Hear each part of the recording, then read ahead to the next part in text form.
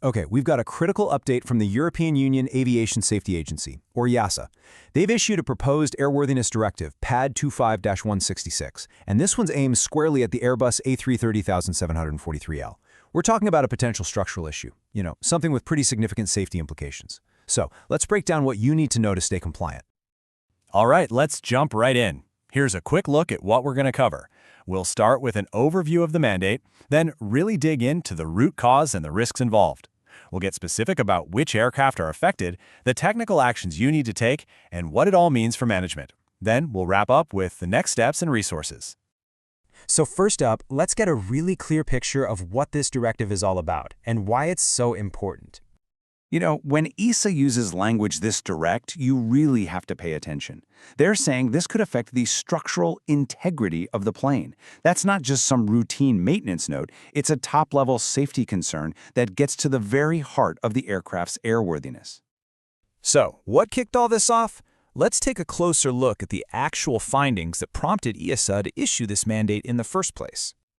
Well, it all started during a routine scheduled maintenance check. We're talking about an AILI inspection on the rear fitting of frame 40, specifically between stringers 38 and 39. The maintenance crew spotted cracks on a nearby fastener hole, and that's what really set the alarm bells ringing. And here's what makes this so concerning.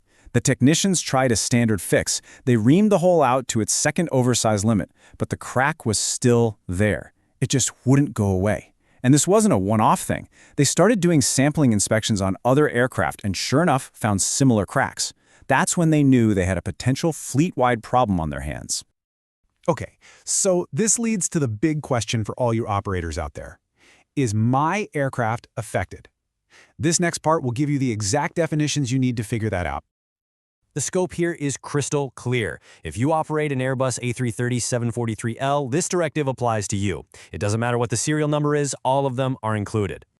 Now, EASA has split the fleet into two distinct groups.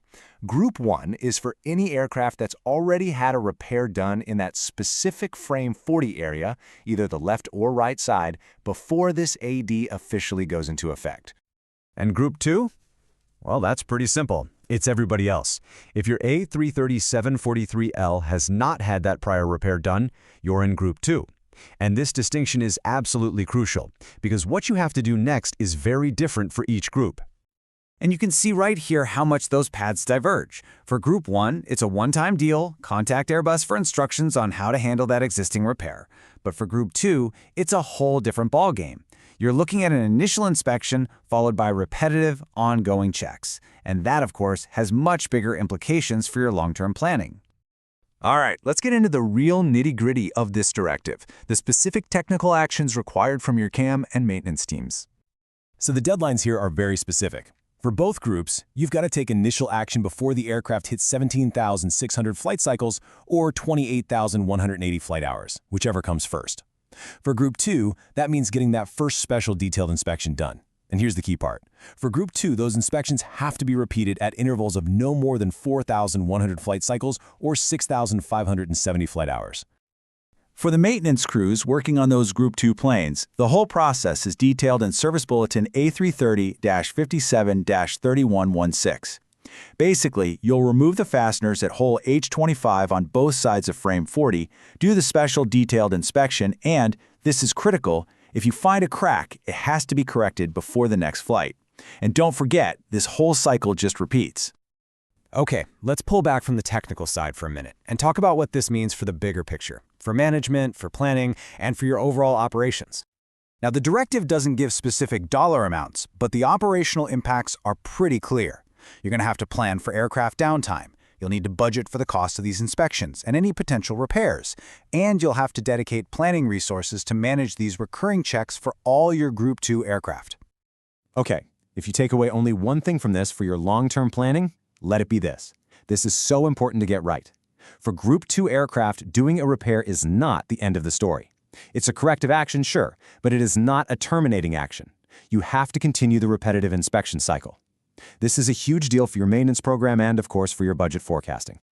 So, we've covered the why, the who, and the what. Let's wrap up with the how, making sure your organization is ready to act in a timely and coordinated way. Look, Getting this right isn't just a job for the maintenance hangar. This is an organizational effort. It's going to require immediate teamwork between your camo, planning, maintenance, and yes, even your commercial teams to manage schedules and minimize disruptions. Here are all the essential resources you're going to need. Everything you do should be referenced against EASA Pad 25-166 and Airbus Service Bulletin A330-57-1616. If you have technical questions, go straight to Airbus. If you have questions about the pad itself, EASA is your point of contact. And that really brings us to the final, critical question you need to be asking inside your organization. Knowing that a repair doesn't stop the clock on these inspections, is your long-term maintenance plan truly ready for that reality? For these checks that will keep coming up? Because answering that question is the absolute key to ensuring both long-term compliance and safety.